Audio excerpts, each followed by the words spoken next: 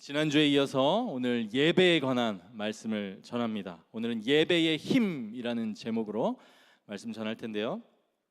지난주에 우리가 예배에 대해서 오직 우리는 그리스도를 통해서만, 그리스도를 의지해서만 예배할 수 있고, 예배라는 것은 복음, 하나님께서 주신 복된 소식에 대한 우리의 반응이다, 이것을 살펴보았습니다. 자, 오늘은 조금 더 넓게 예배의 힘이라는 제목으로 예배가 실제로 우리들의 삶에 어떠한 영향을 미치는지 그것을 한번 살펴보도록 할 텐데요. 하나님께서 이스라엘 백성들에게 주신 가장 첫 번째 절기이자 또 중요한 절기인 이 유월절을 통해서 살펴볼 거예요. 유월절, 오늘 우리 추석 명절인데 마치 이스라엘 백성들에게는 우리 추석보다 더 큰 어떤 민족적인 어떤 신앙적인 의미를 담은 명절과도 같고요. 그게 또 바로 우리의 예배와 연결되는 절기입니다. 우리 출애굽기 12장 21절에서 27절 말씀 함께 교독하도록 하겠습니다. 출애굽기 12장 21절부터 27절까지의 말씀을 함께 교독하겠습니다. 모세가 이스라엘 모든 장로를 불러서 그들에게 이르되 너희는 나가서 너희의 가족대로 어린 양을 택하여 유월절 양으로 잡고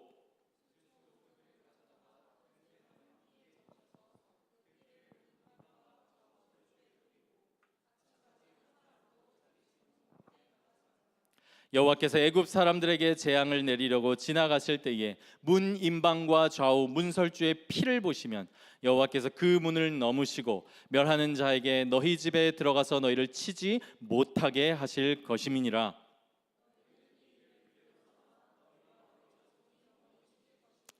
너희는 여호와께서 허락하신 대로 너희에게 주시는 땅에 이를 때에 이 예식을 지킬 것이라. 함께 읽습니다. 너희는 이르기를 이는 여호와의 유월절 제사라. 여호와께서 애굽 사람에게 재앙을 내리실 때에 애굽에 있는 이스라엘 자손의 집을 넘으사 우리의 집을 구원하셨느니라 하라 하매 백성이 머리 숙여 경배하니라. 아멘. 오늘 말씀의 배경은 유월절이에요. 유월절, 첫 번째 유월절입니다. 첫 유월절. 유월절이란 말을 많이 들어보셨을 텐데 지금 이게 첫 번째로 처음으로 유월절이 명해지고 지켜지고 있는 그러한 순간이에요.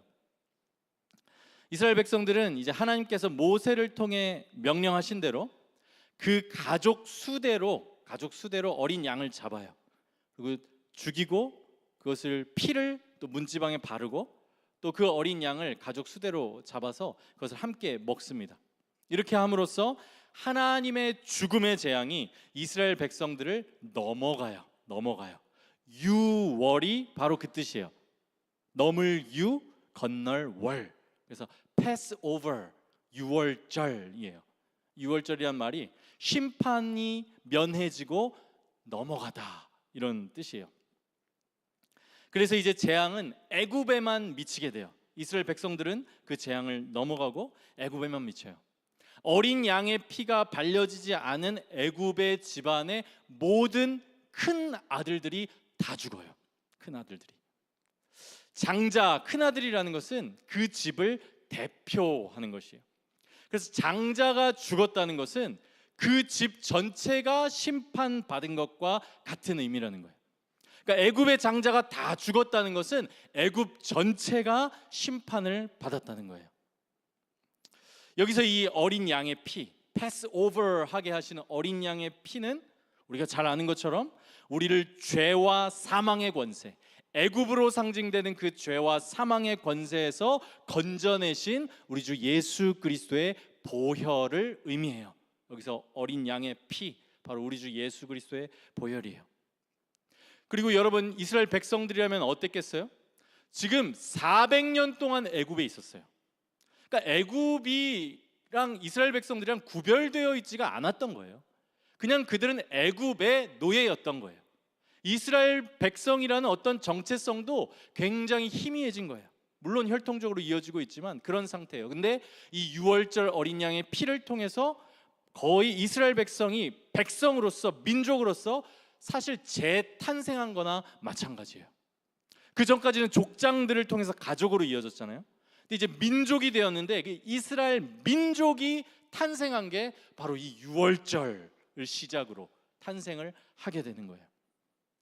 그래서 이제 그런 이제 사건이 유월절인데, 근데 하나님께서는 이 유월절을 역사 속에서 이게 한번 베푸신 기적이잖아요, 그렇죠? 피를 발라서 다 심판하시고 그 강력한 애굽에서 구원해내신 어떤 기적인데, 이걸 그냥 일회적인 사건으로 끝내시지 않고 마치 우리가 매주 예배하듯이, 그리고 우리가 매년 부활절을 기념하고 성탄절을 기념하고 추수감사절을 기념하듯이 절기로서 계속해서 대대로 지킬 것을 명령하세요.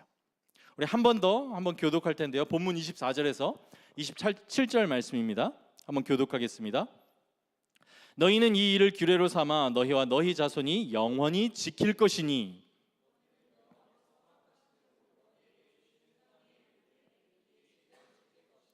이후에 너희의 자녀가 묻기를 이 예식이 무슨 뜻이냐 하거든 너희는 이르기를 이는 여호와의 유월절 제사라.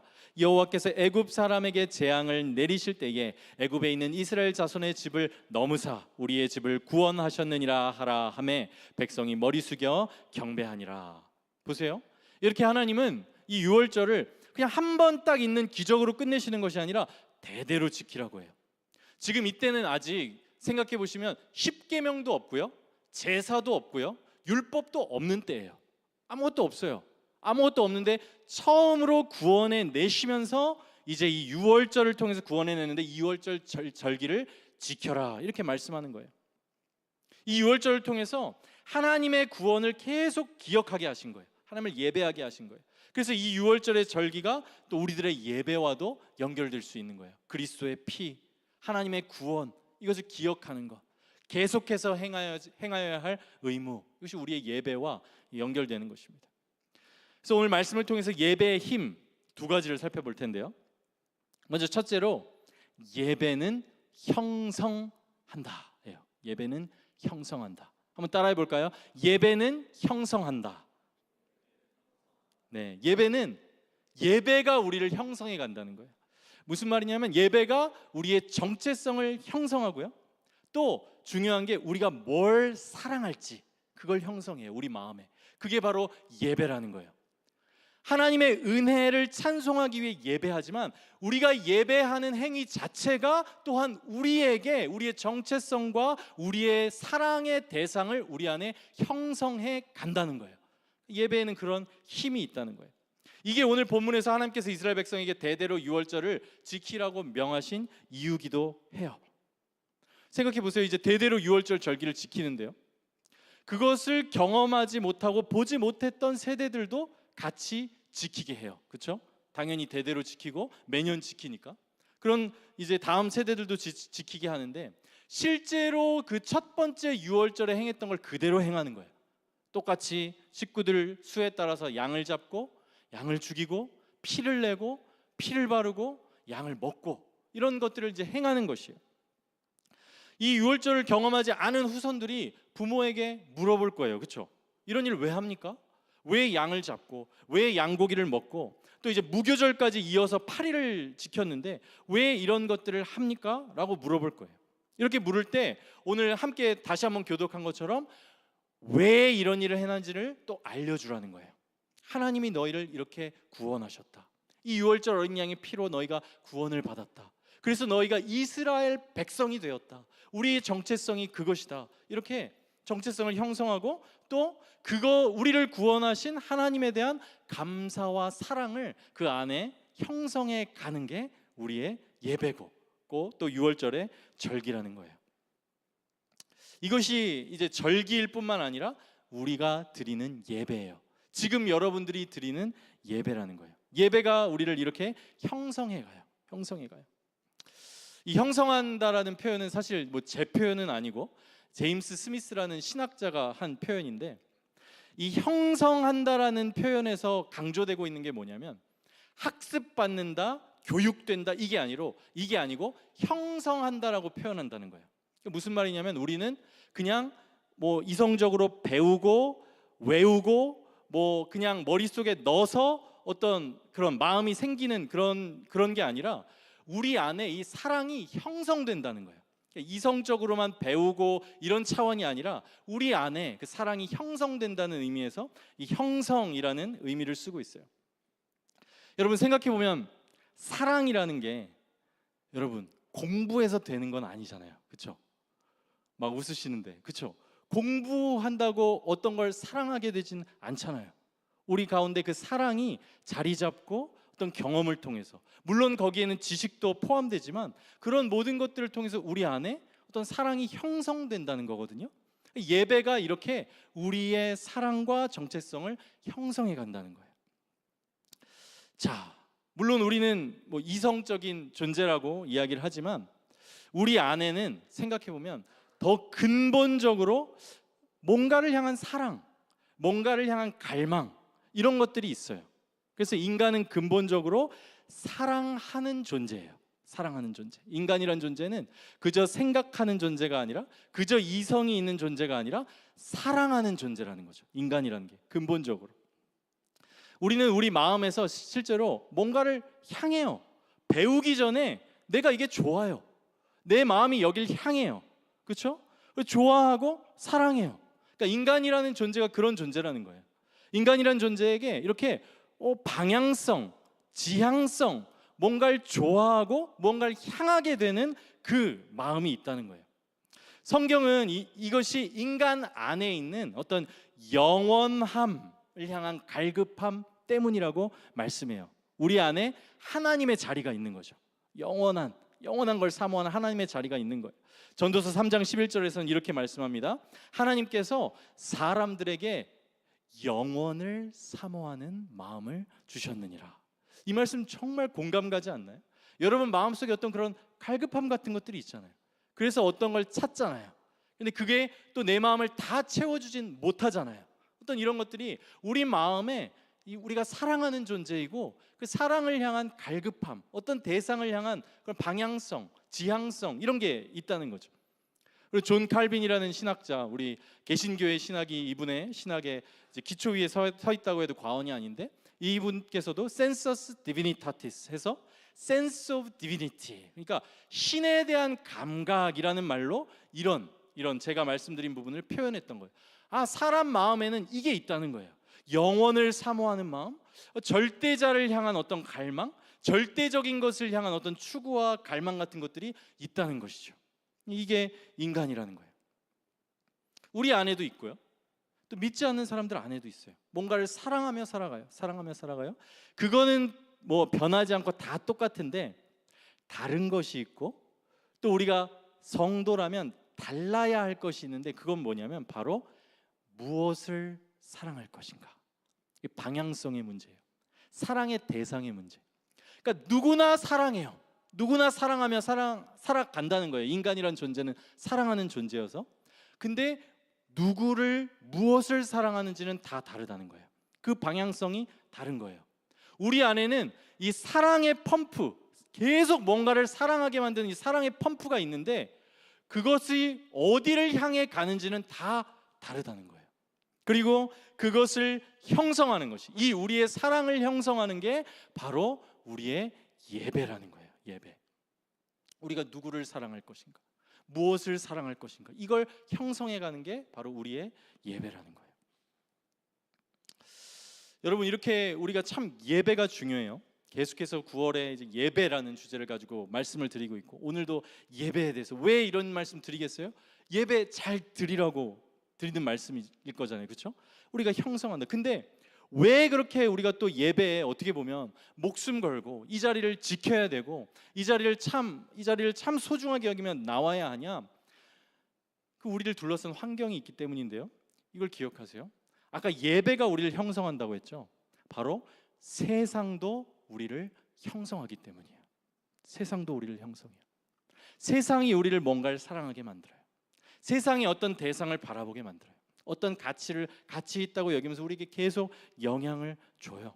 세상이 우리를 형성하는 거예요. 예배가 우리를 형성하듯이 우리는 이 싸움 가운데 있는 거예요. 이 싸움 가운데. 이 세상이 우리의 사랑을 형성한다.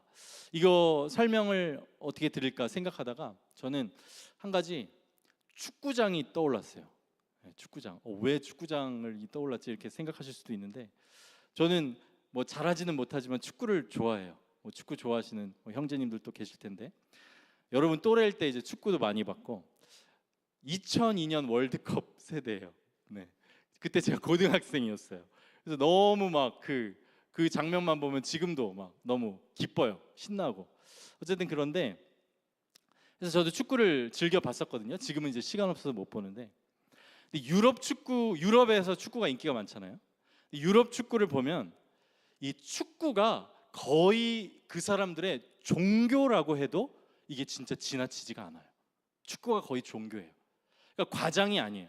정말 유럽에서는 축구가 종교를 대체하고 있어요. 축구 경기가 또 한 일주일에 한 번 정도 열려요. 일주일에 한 번 정도. 축구 경기 열리는 날은 뭐 보시면 아시겠지만 거의 축제의 날이에요. 축제의 날. 축제의 날. 경기장에 모여서 축제 분위기로 경기를 막 관람하고요. 그날은 막 응원가를 같이 부르면서 자기 팀, 자기 도시, 그리고 축구 이것을 향한 막 사랑과 애정 이런 게 막 넘쳐 흘러요. 충성심 이런 것들이. 여러분도 아실 거예요. 소속감 이런 것들 느끼면서. 그리고 여러분 축구 경기장 안을 한번 생각해 보세요. 축구 경기장 안을 생각해 보면 여기에 사람들이 이 시대에 가치 있다고 생각하는, 조금 더 우리 용어로 바꾸면 사람들이 이 시대에 예배하는 것들이 다 경기장 안에 있어요. 건강, 뛰어난 운동신경, 스타성, 사람들이 그걸 움직이는 돈의 힘, 그리고 또 거기서 펼쳐지는 가장 최고의 선수와 수준의 어떤 막 드라마 같은 승부, 이런 게 다 우리가 이 시대에 이거 너무 대단하다, 와 이거 너무 좋다, 와 이거 참 정말 가치 있다 이렇게 여기는 예배하는 것들이 거기에 다 있어요. 거기에 경기장 안에. 그래서 사람들은 이런 걸 보면서 막 열광하는 거예요. 열광하는 거예요. 마치 예배의 요소를 비슷하게 갖추고 있는 거예요. 이 축구장의 경험을 통해서 사람들은 그 이야기 속으로 들어가요. 내가 그 팀의 일부예요. 그 팀이 우승하면 내가 우승한 거예요. 그 팀이 지면 내가 진 거예요. 그러니까 그 이야기 속으로 들어가요. 왜냐하면 사랑하니까. 사랑하거든요. 축구를 사랑하고 그 이야기를 사랑하고 거기에 너무 가치 있다고 생각하는 것들이 있는 거예요. 그러면서 거기서 정체성을 형성하고 그 이야기 안으로 들어가서 그걸 사랑하는 거예요. 제가 축구 보는 게 나쁘다는 얘기를 말씀드리는 것은 아니에요. 그런데 우리가 기억했으면 좋겠는 것은 세상이 이렇게 강력한 방식으로 우리가 인식하지는 못하지만 실제로 우리를 형성하고 있다는 거예요. 우리의 정체성을 형성하고요, 우리가 사랑하는 대상을 세상이 형성해가고 있다는 거예요. 이게 우리가 기억해야 할 것이에요. 이게 뿐만 아니에요. 스포츠뿐만이 아니에요. 아이돌이랄지 대중문화랄지 굉장히 비슷한 어떤 프로세스를 가지고 있어요. 비슷한 장치들을 가지고 있어요. 그러면서 그것을 예배하게 하고 그 이야기 안으로 들어가게 하고 그걸 사랑하게 해요. 나도 모르는 사이에 이게 가치 있는 거고 이게 좋은 거고, 그 음악, 그것과 관련된 것이 있으면 나도 모르게 마음이 그냥 끌려가는 거예요. 마치 어떤 축구팀을 응원하는 사람이 그 팀을 응원하는 응원가 들으면 막 두근거리고 때로는 눈물이 날 정도로 그렇게 우리가 세상에 의해서, 세상에서 말하는 가치에 의해서 형성이 되고 있다는 거예요. 여러분, 이게 바로 우리가 예배에 힘써야 하는 이유예요. 지금 하나님께서 이스라엘 백성들에게 유월절을 주시잖아요. 하나님은 알고 계셨어요. 하나님 오늘 본문에서도 보면 약속의 땅으로 너희가 들어갈 때에 이 절기 지켜라 이렇게 말씀해요. 왜요? 왜? 그 가나안 땅에는 하나님을 알지 못하는 가나안 족속들이 살고 있고, 그들의 문화는 진짜 이 세상 문화와 지금의 문화와 또 비교할 수도 없을 만큼 타락하고 하나님을 모르고 그런 문화였기 때문에, 또 지금의 문화와 방불하게 그렇기 때문에 그 사랑의 대상을 이 가나안 족속의 가나안 땅의 문화가 하나님에서 그 가나안 족속들이 예배하는 물질, 쾌락, 폭력, 힘 이런 것들로 대체하게 만들 것이라는 것을 하나님은 아시고 영향을 받을 것이라는 걸 아시고 그것에 의해서 형성되어지는 그 힘이 있다는 것을 아시고 너희는 아니다, 너희는 나를 예배해라 말씀하시면서 절기를 주시고 예배, 제사를 주시고 이렇게 살아라 율법을 주시는 거예요. 그러니까 대대로 이스라엘 백성은 하나님을 사랑해야 된다는 거예요. 이 예배를 통해 그것을 형성해 나가야 한다는 것을 하나님께서 말씀을 하시는 거예요. 여러분, 그래서 예배의 자리가 중요해요. 그리고 이 예배의 자리라는 것은 형성한다고 했잖아요. 바른 지식을 배우는 것도 중요해요. 또 바른 말씀이 예배의 자리에서 선포돼야 돼요. 하지만 예배는 여러분이 단지 앉아서 배우는 자리가 아니에요. 그것이 포함되어 있지만 단지 앉아서 지식을 배우는 자리가 아니라는 거예요. 실제로 하나님을 예배하는 자리예요. 예배라는 것은 예배하는 자리예요. 그리고 오늘도 예배했지만 여러분들이 이 예배의 모든 순서에 관람객이 아니라 예배자로서 참여하는 것이에요. 예배자로서. 그게 예배예요. 그리고 이 예배를 통해서 또 물론 바른 말씀의 선포를 통해서 여러분이 형성되어져 가는 거예요. 정체성과 뭘 사랑해야 될지가 형성되어져 가는 거예요. 세상의 형성에 대항해서 그렇게 해야 되는 것이고, 이 자리를 놓치면 여러분, 우리 마음에도 우상이 있고요, 세상에도 우상이 있고요, 세상은 굉장히 탁월한 방법으로 우리를 세상을 사랑하게 만들고 있어요. 그렇기 때문에 우리가 이 자리를 놓치면 우리는 세상에서 요구하는 대로 형성되어진다, 이렇게 생각하시면 돼요. 그래서 우리는 이 자리를, 예배 자리를 지켜야 하는 것이에요. 이제 둘째로, 예배는 언약을 재확인하는 자리예요. 예배는 언약을 재확인하는 자리다. 자, 유월절도 이 하나님의 언약을 사실 보여주고 있는 사건이에요. 이 절기를 또 매번 동일하게 지킨다는 것은 하나님이 하신 약속을 다시 기억하고 재확인한다는 의미를 가져요. 여러분, 하나님은 언약의 하나님이세요. 언약의 하나님. 언약이라는 말이 좀 우리가 평소에 쓰지 않는 말이어서 쉬운 말로 바뀌면 하나님은 약속을 지키시는 하나님이시다, 이렇게 생각하시면 돼요. 하나님은 언약의 하나님, 약속을 지키시는 하나님이세요. 하나님께서 아브라함과 언약을 맺습니다. 아브라함과, 제가 이번에 겨울 수련회 때도 한번 드렸던 말씀인데, 아브라함과 언약을 체결하는 장면이 나와요. 근데 아브라함과 언약을 체결할 때 이 쪼갠 고기를 준비하라고 하셔서 쪼갠 고기를 준비하거든요, 아브라함이.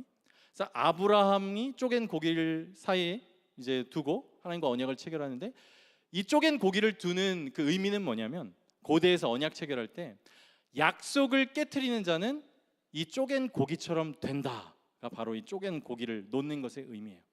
근데 하나님께서 아브라함과 언약하실 때 이 쪼갠 고기 사이를 원래 지나가는 것이거든요. 하나님 혼자 지나가세요. 하나님 혼자. 그 얘기는 하나님께서 홀로 이 언약을 만드시고 이 약속을 지키신다는 것을 말씀하시는 거예요.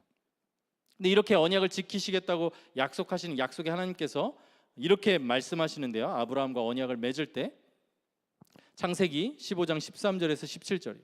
바로 이 말씀이 아브라함이랑 언약 맺을 때 이미 유월절로 그 이스라엘 백성들을 구원할 것을 약속하시는 또 언약이 담겨 있어요. 그럼 제가 읽어드리겠습니다. 여호와께서 아브라함에게 이르시되 너는 반드시 알라, 내 자손이 이방에서 객이 되어 그들을 섬기겠고 그들은 400년 동안 내 자손을 괴롭히리니. 이게 뭐냐면, 하나님께서 아브라함에게 찾아오실 때 이미 이스라엘 백성들이 애굽의 종이 되어서 400년 동안 거기에 있을 것이라는 것을 하나님께서 먼저 알고 말씀을 하시는 거예요.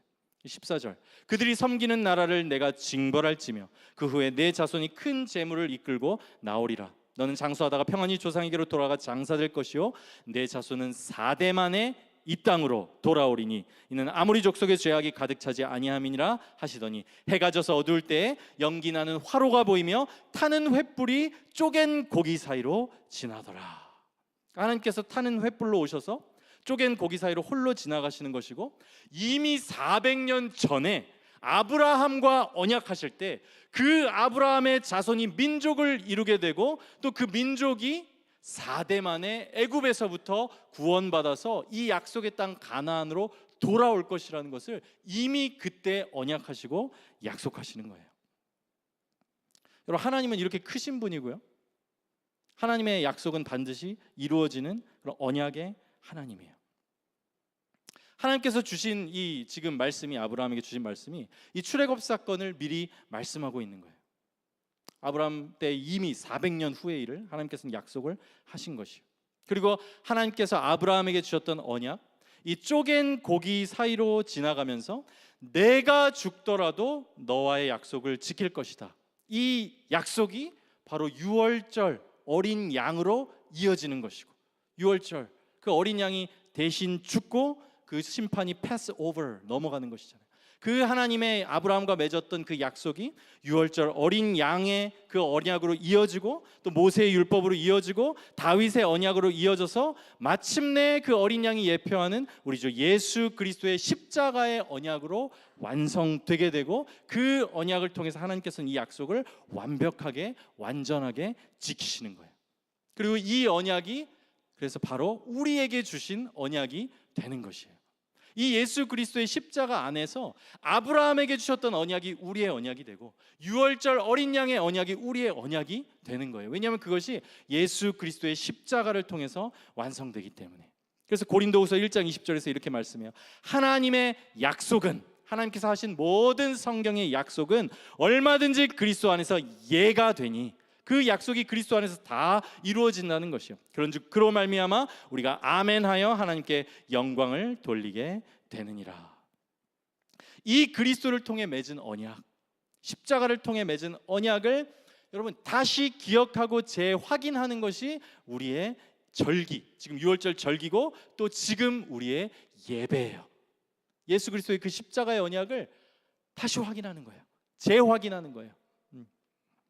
여러분, 이 언약이라는 것이 말씀해 주고 있는 건 뭐냐면 하나님께서 약속 지키시는 신실한 분이시라는 거예요. 이것을 우리는 알 수 있어요. 여러분을 사랑하신다. 하나님은 사랑이라고 말씀하죠. 사랑이라는 거는 여러분 기억하세요. 사랑은 언약적 신실함이에요.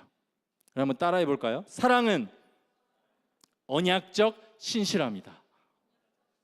여러분, 이걸 좀 기억했으면 좋겠어요. 성경적인 사랑은 그저 감정이 아니에요.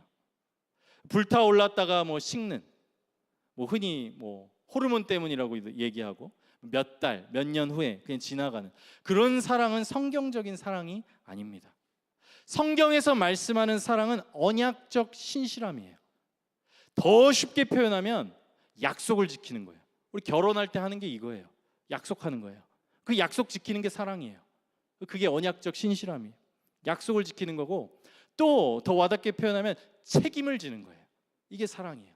근데 하나님은 사랑이시라 할 때 그 사랑으로 우리를 사랑하신다는 거예요. 언약을 맺으셨고, 언약이 불변하고 사랑하시고 변치 않으신다는 거예요. 그 약속이에요. 나를 영원히 책임지시는 사랑이에요. 우리의 예배의 자리는 바로 이 변함없는 하나님의 이 사랑을 다시 확인하는 자리예요.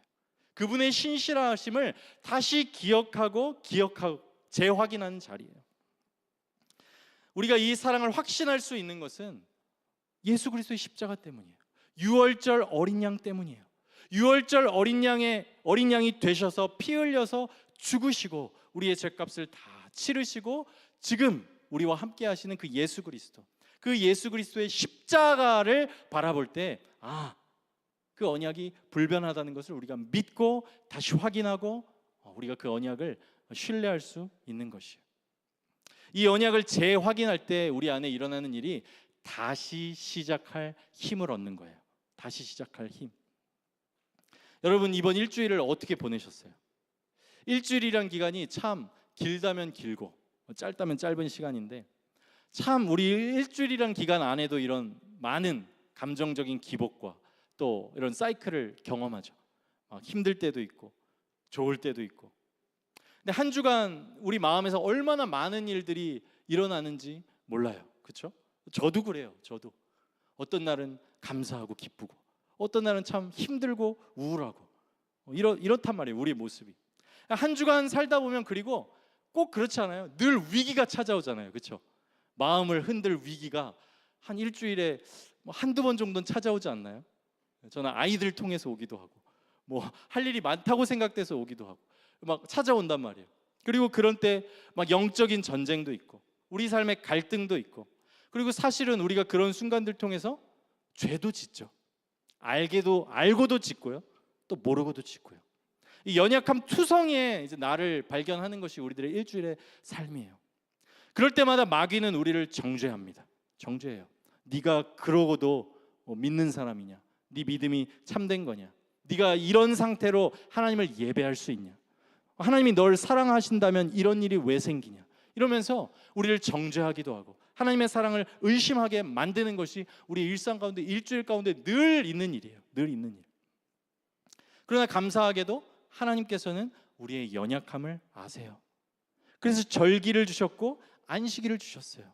그건 뭐냐면 나의 일 내려놓고 너 하나님 바라보라는 거예요. 이날은 하나님을 다시 바라보라는 거예요.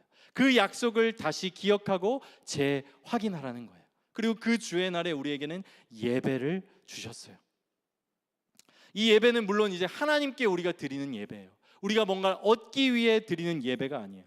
우리가 뭔가를 얻으려는 예배는 아니지만 그 신실하신 하나님을 우리가 바라보고 예배할 때 하나님께서는 하나님의 그 신실하신 사랑을 우리에게 다시 확인시켜 주세요.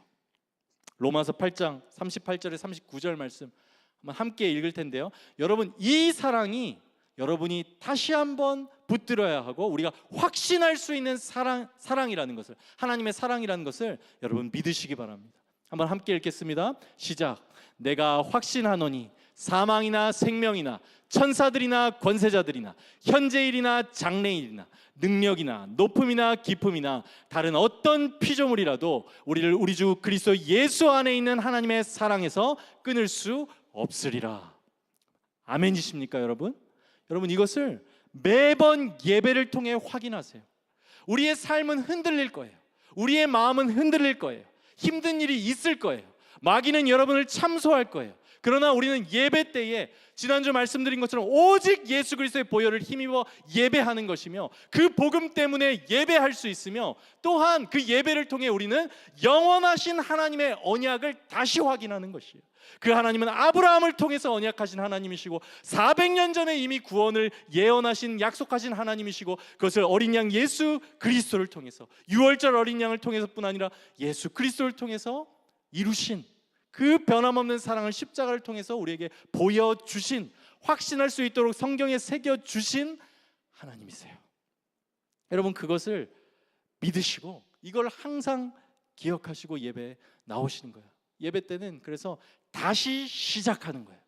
이 절기를 통해서 다시 시작하는 거예요. 하나님은 다시 시작하는 은혜를 주세요. 그게 매일매일 우리에게 주시는 하루하루이기도 하고, 결정적으로는 우리 정말 7일에 한 번 주시는 이 주의 날에 드리는 이 예배를 통해서 다시 시작하게 하세요. 악순환의 고리를 끊는 거예요.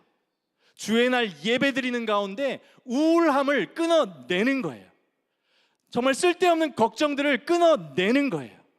끊어내고 오늘부터 이 그리스도가 부활하신 것을 기념하는 오늘부터 다시 시작하는 거예요. 그 악순환을 끊고 이 다시 시작하는 것이 바로 예배에서 일어나는 것이에요. 여기서 우리는 다시 살아갈 힘을 얻는 거예요.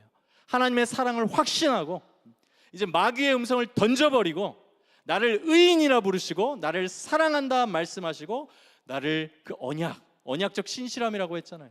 약속 지키는 거예요. 하물며 이 땅에서의 부부들도 그 약속을 지키고 평생을 살아가는데 하나님께서는 우리를 절대 포기하지 않으시고 이 땅에서도 책임지실 뿐 아니라 영원히 책임지신다는 그 언약을 믿으면서 다시 우리의 마음은 회복되고 그래 다시 시작할 수 있다. 하나님께서 나를 사랑하시니까 하고 나아갈 수 있는 것이에요. 여기서 우리는 다시 살아갈 힘을 얻는 거예요. 그래서 주의 날에 우리는 여러분 리셋하는 거고요. 우리가 죄가 있죠. 연약하죠. 그러나 우리 주 예수 그리스도의 보혈로 씻겨졌음을 믿고 깨끗해졌음을 믿고 리셋하고 다시 믿음으로 살아가기 시작하는 것이고, 리스타트, 다시 시작하는 거예요. 다시 끊어졌던 거, 무너졌던 거, 악순환의 고리를 끊을 이 기회를 주의 날 주시는 것이고, 매일 여러분들이 우리 주 예수 그리스도를 그 경건인 자리에서 찾을 때 여러분 주시는 것을 여러분 믿으시기 바랍니다. 그래서 매일 다시 시작할 수 있고 또 매 주마다 우리는 다시 시작할 수 있는 거예요. 말씀을 맺습니다. 여러분, 예배는 형성합니다. 이거를 간단하게 여기지 마세요. 단순하게 여기지 마세요. 왜냐하면 세상이 우리를 형성하고 있어요. 더 강력하게, 더 매력적으로, 그냥 이 자리 지키지 않고 하나님과의 만남의 자리 지키지 않고 그것을 마음에 새기고자 우리가 노력하지 않으면 우리 안엔 부패한 죄성이 있기 때문에, 우리 마음의 우상이 있기 때문에 우리는 그리로 휩쓸려 갈 수밖에 없어요. 그래서 정말 대항적인 예배가 반드시 이 땅 가운데 우리가 주기적으로 필요한 것이에요. 예배는 여러분을 형성할 거예요. 진정한 사랑의 대상, 진정한 사랑의 대상, 여러분의 마음을 가득 채울 수 있는, 우리의 마음을 유일하게 채울 수 있는 그 하나님이 사랑의 대상이 되도록 우리를 형성해 가는 것이에요. 그리고 예배는 다시 시작할 힘을 줘요. 왜냐하면 그 언약을 우리가 다시 이 자리에서 붙들고 확인하고 재확인하고 나아갈 수 있기 때문이에요. 오늘, 여러분 오늘이에요. 오늘부터 다시 시작하기를 바랍니다. 그래서 예배를 통해서 항상 여러분의 앞으로도 매주 이것을 기억하세요. 매주 다시 시작하기 위해 예배의 자리에 나오시고 이 예배를 통해서 은혜를 누리시며 다시 힘있게 늘 회복되시는 저와 여러분 되시기를 바라겠습니다.